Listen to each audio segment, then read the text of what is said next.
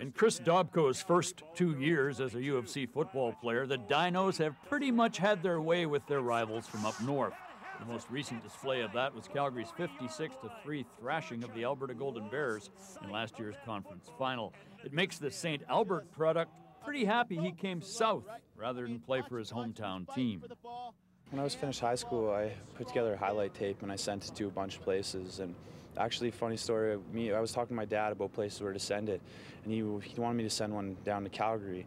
And at first, I was like, I don't want to send one to Calgary. Like, I don't even worry about it. Like, I hate Calgary. Well, they weren't even that good at the time, so I was like, well, I don't know if I really want to go to Calgary anyways. And he's like, just trust me on this one. Just send one to Calgary.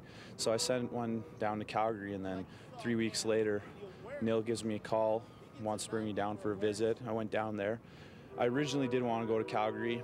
Couldn't afford it right away, so I went and played junior for a year, and then was thinking about going to the U of A. Was supposed to kind of go to the U of A, and then decided to come to spring camp instead.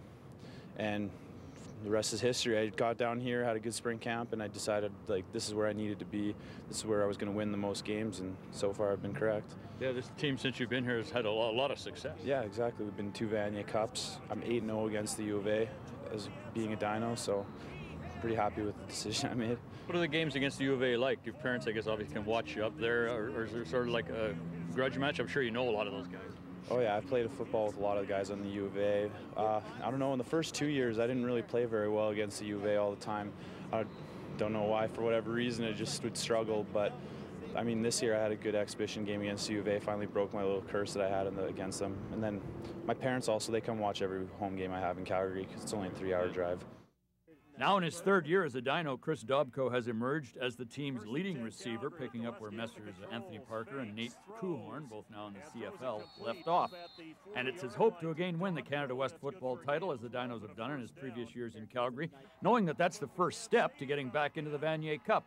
Maybe this time, after losing in the previous 2 years, they'll win the elusive CIS championship.